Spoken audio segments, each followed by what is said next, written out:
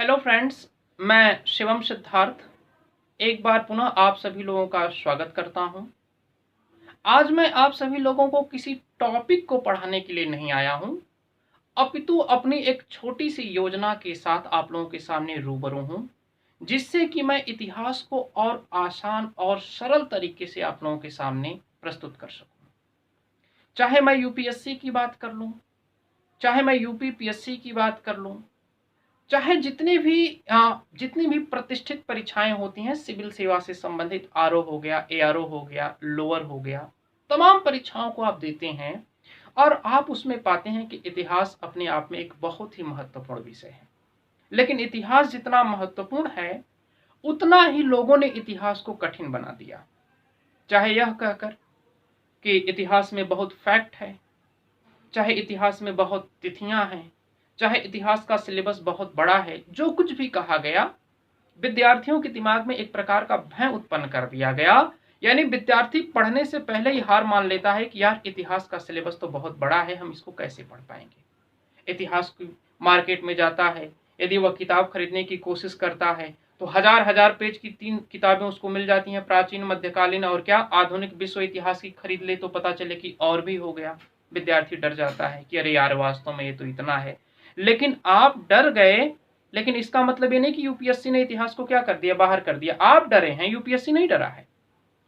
तो आपको इस बात को ध्यान में रखते हुए हमने एक प्रकार का एक प्रोग्राम लाया है। उस प्रोग्राम को हमने नाम दे दिया है 3+3 मंथ प्रोग्राम। क्या हमने लिखा है?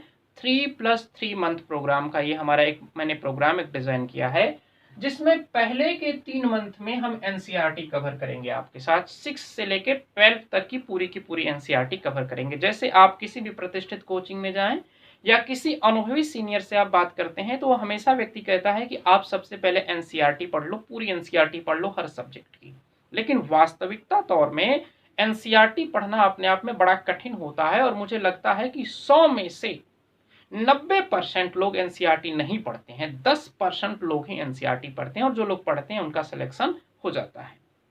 तो हमने 6 महीने का जो एक प्रोग्राम था उसको 3 मंथ में बांट दिया है। शुरू के 3 मंथ में मैं एनसीईआरटी पढ़ाऊंगा, जिसमें क्लास 6 से लेकर 12 तक की एनसीईआरटी कवर की जाएगी। आप देख रहे होंगे कि 6, 7 और 8 या छठी, 7वीं और 8वीं में जो एनसीईआरटी की बुक है इतिहास का, उसका नाम है हमारे अतीत। तो कितने विषय, कितने सब्जेक्ट, कितनी किताबें हो गई? 3 किताबें। अब समझिएगा, 9वीं और 10वीं में है भारत और समकालीन विश्व। कितनी किताबें हो गई भाई? 2 किताबें। 9 में 1, 10 में 1। इसके बाद 11वीं में क्या है? विश्व इतिहास के कुछ विषय। कितनी किताब? 1 किताब। और इसके बाद 12वीं में क्या है? भारतीय इतिहास के कुछ विषय, और इसमें टोटल कितने बुकें हैं? 3 बुकें हैं। तो इस प्रकार से देखा जाए तो टोटल कितनी किताबें हो गई? 9 किताबें हो गई। अब 9 किताबों को पढ़ने में हमने समय कितना दिया है? 3 मंथ। 3 महीने में हम आपको ये 9 किताबें पढ़ा देंगे। जब 9 किताबें पढ़ा देंगे तो आपके अंदर इतिहास विषय को लेकर एक सामान्य सा जो एक कॉन्सेप्ट है, या आपका एक जो बेस है, या आपका एक जो फाउंडेशन है, वो क्लियर हो जाएगा। इतिहास से आप अच्छे तरीके से रूबरू हो जाएंगे। अब उसके बाद हम जो लास्ट का 3 महीना होगा, उसमें हमने लिखा है कंप्लीट हिस्ट्री।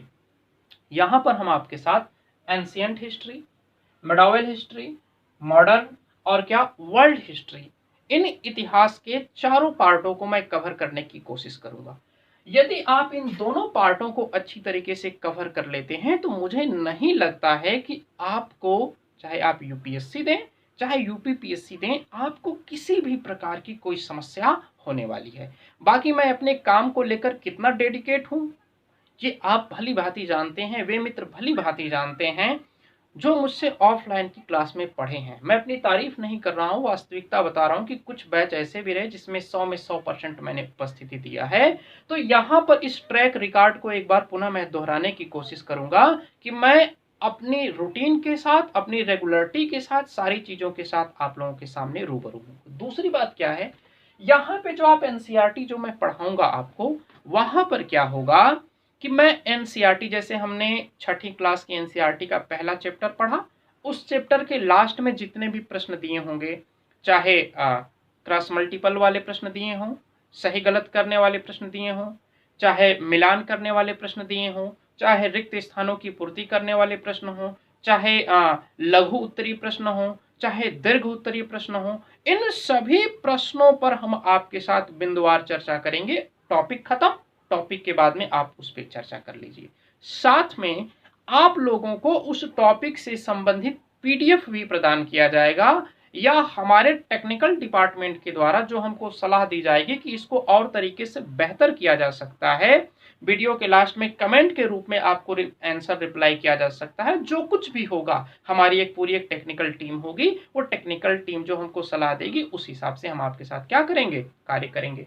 इस वाले हिस्से में भी जब हम आएंगे तो यहाँ पर जब हम हिस्सा आपके साथ डिस्कस करेंगे तो यहाँ पर भी आपको सारे के सारे PDF, study materials, question answer writing, हम उस पर सारी चीज़ों पे आप लोगों के साथ काम करेंगे। यानी पूरी तरीके से ये एक जो प्रोग्राम जो मैंने डिज़ाइन किया है, ये विशेषकर यूपीएससी और यूपीपीएससी परीक्षाओं को देखकर हमने डिज़ाइन किया है।